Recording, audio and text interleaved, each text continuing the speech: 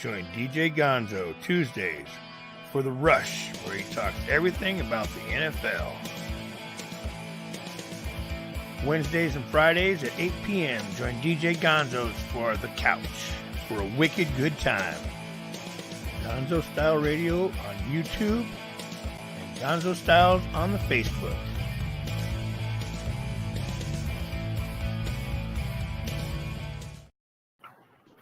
And we're back. I'm DJ Gonzo. This is The Couch. We got Xanity on tonight. What up, brother? Yeah. Hey, I'm doing good. How are you? Good. I know it's a lot later out there for you, and I know you got to get up early, so I appreciate you coming on.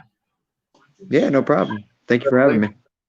Musically, you're a little different from in a crowded underground. Your music stands out, I think, against a lot of other things, just for its clean, almost mainstreamish sound to me. You know what I mean? They used to the choruses and stuff. Check out what's the channel. That's what I was asking you to find the YouTube channel for your music. I found it through one of my links, but like link people up to it so they can check it out. So I go by the name Xanity. It's Xanity. You just search that on YouTube. I literally, right before I came on with you, I just uploaded the trailer to my Kobe Bryant tribute music video, which premieres at 9:45 in the morning Central Standard Time on YouTube on Halloween. Nice. We're a big Laker fan, big basketball fan. Yeah, I grew up watching Kobe, so I just felt I needed to do it, Right. No, that's dope. That's really dope, bro. I think that's really cool. I don't see a lot of other people I don't think have done that. So I find that you're doing it, that it's for him and for his daughter. That's really badass. I've seen it on Facebook. That's the clip that's been on Facebook, right? Right. Mm-hmm. Okay. That's what's up, bro. Are you living there, girl? You setting up a watch party over there? Yeah. I heard my voice. Let's jump in the comments. See what we have coming on. I know my good buddy Justin DeMarco from I&E. He's supposed to be tuning in, checking us out. He finds it. Our shows are very relaxing and very funny when he's totally baked. So I just tagged him too. Did you? Badass. They're doing big things out there. Check out the guys from I&E, Indie National Entertainment. Their artists are doing really big things on the East Coast. Like, I watch them grow. They're really dope people. There's my little random shout out for them. So how'd you get into this? Like, how did you get into music? That's the basic bitch question, but it's a good start. So at 8 years old, I told my parents I wanted to play guitar. So they told me you have to do viola for 2 years. So I was in what was called the Missouri String Project, which was a youth-based organization at the University of Missouri, which we put on like symphonies and concerts and all that. So I played viola, and during that I learned violin. Then they told me, then you need to do 2 years of clarinet. So I did 2 years of clarinet while I was in school. They finally got me a guitar. So I played guitar for about 6 years. During that time, I got in some trouble when I was younger, and I got locked up in juvie. And I was writing poetry at the time, and this kid was like, well, why don't you just put it in hip-hop form? And I was like, I love rap music, but I'm a white kid from the suburbs with like two great parents who are like the whitest parents you'd ever meet. So I don't know how to. And so he taught me a little bit of how to get into rapping and all that. And I kid you not, like, I released a mixtape every year that I was in high school, and it was the worst stuff you would ever hear. Like, it had the rhymes were terrible, the content was just unbelievable. Like, nobody would ever believe I'm selling boatloads of cocaine and have all these women flocking to me and all this money. I'm like a 15-year-old kid that has nothing, So there was a guy that took me under his wing when I was 16, and he owned a record label here in Missouri. And he kind of showed me some more things on how to improve myself. And I started making the traditional like club and radio rap music. and it got played a little bit here and there on like some radio stations and in some strip clubs and things like that. But I wasn't really like into it. Like it wasn't really like catching me, and it wasn't really true to me. So when I was in the military, I got in some trouble. I got kicked out, and I did some time in the feds. And so when I was locked up, I came to a higher power, which I just choose to call God and Jesus because it's easy. But I came to that, and I started writing my story. I started being true to myself, and I just started running with that. And 4 albums later, I changed the name, and now I'm going under Xanity. My first album comes out Christmas Day, and here I am. What's up, bro? Do you think? Okay, so I want to backtrack a little bit because I don't get a lot of this with hip hop, with rappers. You know what I mean? Because a lot of them don't have musical background. You had musical background, so the clarinet, the viola, the guitar, and understanding instruments and stuff. Does that play into like how you hear your music? Melody wise and whatnot, or into the type of music you do? I think a little bit just because I like to have different instruments inside of my beats. I like to hear different sounds inside of my beats. And another big thing that really inspired me was when I was younger, like I was always into rap music, and I have a sister that's 7 years older than me. So like I always listened to whatever she was listening to. Right. So my parents, one of their friends gave me Abbey Road by the Beatles for my 6th birthday. And I was like, I don't want to listen to my parents' music, so I just gave it to my parents. Well, a couple of years later, I saw this interview with Tupac, and he said, if you're a musician and you can't find beauty in all genres, then you're not a real musician. So I started studying music from that day forth, and I just started falling in love with all different types of music.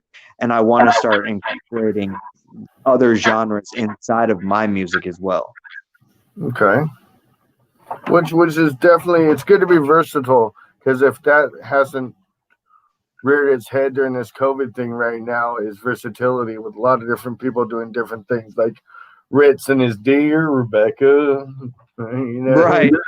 Everyone's been doing something a little different, been changing up on a little bit on what they're doing, because it's kind of hard to be relevant right now because you don't know what the industry is going to do. Exactly. Like I posted earlier today, like everyone was like, yeah, I miss shows. I want to go to shows. And some spots have shows, some don't. So I was real curious to see like how many people are actually going out there. Now, without getting actual numbers, I looked at some of the pictures and some of these people's shows, and I'm like, if there's 4 or 5 people here, I got to imagine across, that's like maybe 20, 25 people. Like, and per artist, does that like drop down for them? You know what I mean? So, right. We'll see. Like, that's pretty much what my question was earlier. Like, I know a lot of people, like artists are out there going and doing what they're doing, but like, are the fans actually going out there? Because I think right now you're going to be able to see who's like the Facebook fans and who's actual real fans and shit by the ones that are getting it. Not that I can hate on them, because this virus, everyone's got their opinions and stuff on it, and like I'm not gonna stop someone thinking the way they are or whatever. That's their right, you know what I mean? Maybe Exactly. They don't these shows, but you've been able to do a couple shows. Where did you go? And we lost him. Did you? And he's back. And he's back. They're like, fuck this interview. I'm out of here. Hey, so I was getting the point of you've actually been able to do some shows. Yeah. Mm-hmm. All right. What shows? You're like, I'm trying to remember which ones, because you go to Colorado a lot, right? Yeah, I go once a month because I'm actually recording the album out there. Okay, nice. Hey, Colorado's a good place for music. Definitely. Seems a little brutal, though. We were out there for a little bit in Pueblo, good old Pueblo. I love it out there. Yeah, we liked it too. Arizona's all right. We might I want go to Colorado. I want to make it out to Arizona. Yeah, Arizona's all right. Like, it's different, Like, I don't know, like where we're at and stuff. Like it's nothing. We're kind of close to everything. Like everything's an hour and a half or 3 hours away, no matter what. Whether it's Phoenix, Southern California, Laughlin, like Vegas, like it's reachable in 3 or 4 hours. But other than that, it's like it's desert. Right. Always fucking hot. It is horribly hot in Phoenix. Oh, I should have shut this down. All right, so anyways, what else we got here? So what other shows you got coming up? Do you got anything coming up? Yes. So November 14th, Springs at the Jazz Connection. We're actually doing a military appreciation show. And it's going to be ladies and active or retired military with valid IDs. They get in free before 9, and then the rest of the night is just $5 at the door. But we got a bunch of really great artists on that show. And then I have one on the 27th of November in Sedalia, Missouri at the Lantern House. Okay. So you're keeping yourself busy. The music that you had on YouTube that were checked out, one that really stands out was one of the first ones, Drive. Okay.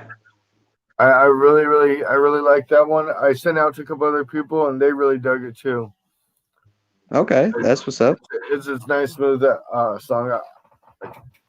That one, I'm trying to remember the other ones that were on there that I checked out. I'm so bad with names and shit. Went through it, but I noticed that you used a lot of cuts from other songs, other things that you overlay in. I really like the Ain't No Sunshine. Right? What kind of process did you take to do all that? Because there's what, like 19 songs? I think on that one, yeah. Mm-hmm. Like 19 songs. And you say you've kind of done a switch over and stuff. Does Death of MC such and such represent that? Like, was that a part of that? Yeah, so the Death of MC such and such is actually the greatest hits of my collection of stuff from when I was under the name MC such and such. And I released 4 albums under that name and a mixtape. So then the greatest hits came, and I just, released that on every major music app to let people kind of see where I was. And then now I'm going under Xanity, and my first album, which comes out Christmas Day, it's going to be either 8 or 9 tracks. And basically it's telling a whole story of what I've been going through when I took the hiatus from switching from MC such and such to Xanity. Okay. See, I didn't know that. I didn't know it was more like a greatest hits type thing. So can you talk on like the direction that you're taking this Xanity, from it being different from what you did as MC such and such? I'd say it's a lot less preachy. Like a lot of people told me not necessarily tone down like my spiritual beliefs, but like put it in a better way. And so I think I kind of found my niche a little bit with kind of mixing more of like what I'm really doing in my life, being a father, being a husband, trying to unite different races with what's going on in the world right now, and moving with the whole Black Lives Matter thing, and just being a normal human being and showing people that they're not alone. We're all going through things. We all have a story, we all have a history, and we're not alone. Everybody goes through it. So I just want to unite everybody. Right, which is definitely a good thing. So instead of it being preachy, as you said before, so now you think you just apply it more to your life and stuff? Is that more so like the way it switched up? So I still talk about, my love for a higher power and all that, but I'm talking more of what's actually going on in my life with, just every day, like what I go through with battling depression and being a father, being a husband, working this BS 9 to 5 job and trying to make it in the industry, trying to, build a better life for everybody around me and trying to, make it with the music thing. So yeah, I think it's a little less preachy, but it still holds true to my beliefs and who I am. Okay. With Justin Marcos here, he says I like your message. Appreciate it. Definitely. Thanks for tuning in, Justin. What else was I gonna say here? We shouted you guys out a little bit earlier in the show. If you missed it there, buddy. Um, so now it kind of makes even more sense to me. Like when you were talking about comparisons, like the mixture of artists, like maybe that you applied to yourself the most. It was Lecrae, right? And Mossy. Huge influence. So when I was in the military and I was going through some legal troubles and I got kicked out and everything. I was on a lot of different drugs. And for some reason, I would always listen to Lecrae. Like his message always drew me in, and something was speaking to me through his words and through his music. So when I went to the feds and did my time, uh, and I came to that higher power, he kind of inspired me to be true to myself and not be afraid of speaking on what I actually love and what I believe. Right. So it's kind of like how you have juggalo rappers, and then you have rappers that happen to be juggalos. So Yeah. you wouldn't be Christian music per se, like for something like that, but more so like you're a Christian that's a rapper, right?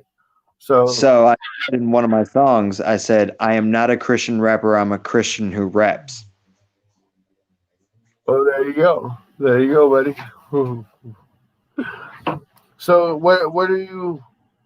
what's your next steps? What would represent being on that next level for you? So I've done under the name MC Such and Such. I've released 4 albums, a mixtape. I headlined 2 tours nationwide that I paid for and booked myself. I did everything for years by myself. Now I'm kind of at that plateau where I don't know what the next step is. So, with that being said, I'm trying to find professional people for marketing and for Spotify campaigns, YouTube campaigns.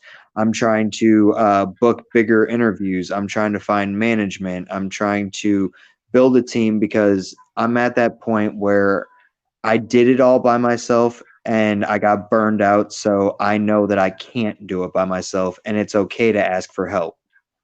Right. Which is a hard thing too, because you talk about mental illness and stuff like that. It's sometimes hard to reach out and ask for that help, even professionally like that.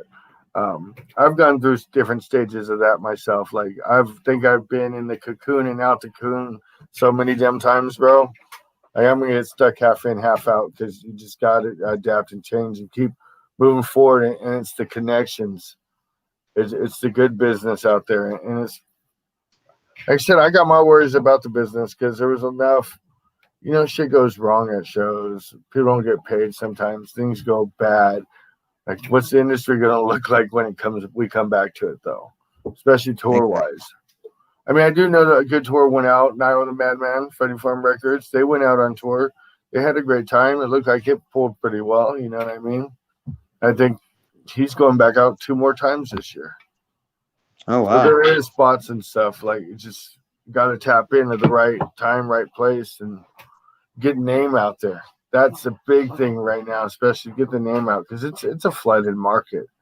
It is. Like, I get so many different names and stuff come across, and like for interviews and stuff. And I'm just like, holy crap! I seem like I should know these people, but I don't. You know what I mean? It gets hectic. It's hard to do it alone. I got a good little team that backs me up, helps me out, lets me do this fun stuff here all the time. Right. Um, But working with wise, who you want to be working with? I mean, a Like like dream like like like from almost a fan perspective, like who what would just be like the perfect person for you to work with? a dream of mine right now is to work with Mozzie. Okay. And see, I don't know a whole lot about Mozzie myself. I know Lecrae and stuff. We actually Hmm. steal his one of his songs for a theme song for our letters show. Really? Yeah. Well, we did when we were on speaker when we were doing the radio with the music and stuff. But new things seem really cool, but sometimes you get into them and you're just like, wait, this ain't really working. This is no, like it's not worth the effort for the music, you know. But it's hard Yeah. to stand out, and you got to be able to stand out. Like that's the thing we get with shows like this podcast, and especially it seemed like I was a year into this working for DJ Snickers Underground Wicked Radio. I shot him out there. He just survived COVID. Um, we was talking about that earlier. Well, he like he was doing it, and there's a few other people doing it, and then all of a sudden, it seems like over the last year, especially when COVID hit, everyone started doing podcasts. I'm like, holy crap! It's hard enough to get someone to sit here and listen to an interview and listen to us talk on the basic stuff, like because they can do that anytime. Like it's hard to get their interest and stuff, you know. So Yeah. yeah, to find a way to separate yourself, and that's why I got more of a relaxed one here. You know, as me and the artists get to know each other, shit. You know, it mellows out and shit. You know, because I I'm think a it's more personal. psychopath. Huh? It's more personal too. It is. It is. I think it's really nice. It's I don't know. It's a moment in time, dude. Like I'm a fan. Like that's my thing is no matter what, I get tripped out sometimes when I realize like I've made it past that level where I'm actually in this industry. I do things. I put into the industry, whether it's good or not. I put into it. You know what I mean? Right. So, but I'm still a fan. You know what I mean? Like I'm a fan that can't sing, do much or anything. Like me and homie got a little punk rock tribute song we're gonna do. First I mentioned it anywhere, but I can't say much on it, and I probably really suck. But we're gonna do it anyways. Um, I get to be a fan and just talk to all these different artists from Kung Fu Vampire, Insane Poetry, like Damian Quinn, like one of my idols, you know, cult shit. Like, and it's amazing. I gotta sit back sometimes and go, "Fuck, this is great! Like, this is actually cool." You know, I feel like Deadpool breaking the fourth wall and shit. You know what I mean? That's cool. Yeah. Well, Fuck that thing. fuck that thing. Look, you gotta get a certain Menthol way. ice. Yeah, but that last one wasn't. That mango one wasn't. It was horrid. Huh? So this one I want this icy thing Menthol. is peach ice. It's You menthol. gotta put your tongue in the middle of it and let go around so it's full hit back Get there. back here, You interview. need some obstruction, baby. Get back here, interview. And that's actually the first person you talked with. Yep. She was like, "Wait, what? Who? What? Okay." And then she checked it out and she hit me up. I was like, "Wait, hey, check this dude out." She's like, "I like this guy's stuff." I'm like, all right, cool. Did you No, ever it's get? really. Let me Go tell ahead, you Ryan. this story. So, I went out to Colorado about 3 weeks ago, and I went into this dispensary, and I was passing out flyers and free copies of the greatest hits. And this guy, he was real cool. We talked for a minute. He worked at the dispo, and then I gave his coworker a CD. The next day, I go back, and he's like, "Hey, what's up?" You know, so we got to talking. Well, this other chick was working, so I gave her and the customer that she was helping a flyer and a CD, and she was like, "Oh, my other coworker was listening to your CD yesterday, and it touched my soul." And I was like, "Okay, you're just trying to get some tips, or whatever." She was Right. like, "No." She goes, "So my husband is a product of an abusive mother and an absentee father, and he grew up. He was on a lot of drugs and all this. He hasn't left the house in 5 years, but he uses music and video games as therapy. And I really think that your music can help him." And I was like, mind blowing. And I was like, "Whoa, this is what I do this for right here." Right. And that's the moment I think all the artists is they're waiting for. They don't get it sometimes beginning, sometimes they get it multiple times, but uh, it definitely makes it worth it for you guys. We got a good friend of ours that when he hit his moment, he was just crying like, "Oh my god!" He's like, "I could quit right now." Uh, Yeah, that would actually be somebody cool to work with too. I'll turn you on to him. Good old Silence. Silence, good people. He's on some other levels though, mentally and lyrically. Like anyone listening to, I'll put some links in here at on the page, the Guns N' Styles Facebook page, and for Silent, I'll send it to you. Check him out. His lyricism is impeccable. Like his wordplay is just it's amazing, dude. It's really fucking badass. We love the guy. He's my spiritual advisor. Me and Living Dead Girl's spiritual advisor. okay. I like dudes. You're gonna dig this guy. Anyways, what else we got, bro? What else you want to talk about here? We're about hitting that 30 minutes. I mean, I really don't got Let's anything hear but about you. uh, Let's hear about you, man. Like, so you've really went fucking through it, dude. What keeps you going other than music and God? Like your life. man, just being a good father, painting a golden road for my son, being a provider for me and my wife, like, just every day waking up and knowing that, they're still here. I'm gonna be grinding as hard as I can. And that's a wonderful thing. It's like that's what like coming out streets and stuff. Like to me, like the new gangster is doing that job, taking care of your family, doing the things you have to do to fucking make sure your kids don't go through what you went through. That's my Exactly. main thing. Like that's the new gangster out there. That's what I think. You know what I mean? It's stepping up to the plate, not the other shit. You know what I mean? And I've been through it. I got 4 years. Yep. I got 4 years sober. Oh, congratulations. Thank you very much. Yeah, me and her. I met her a year and a half. I mean, a month and a half after I got sober. So she's been pivotal in helping me reform my life. I It's was awesome. not very likable 5 years ago. Anyways, so let me do some promo for us. Coming up, not this Thursday, but next Thursday, Mr. Kitty Lovins. He will be on the Richard Inges Show. It's on YouTube. It's under the Shaggy McPot YouTube channel. You'll also find the links on his personal page. He's been posting all different episodes like Richard Inges, the dancing episode. He's had the Unforgiven on. It's a good little show. Dude's a little eccentric, a little crazy, but he gets to meet Mr. Kitty Lovins, which is a good friend of ours. He sounds like he's a judge. You never heard of Mr. Kitty Lovins, bro? Mm-mm. No. Never. He's the greatest juggalo mumble rapper ever.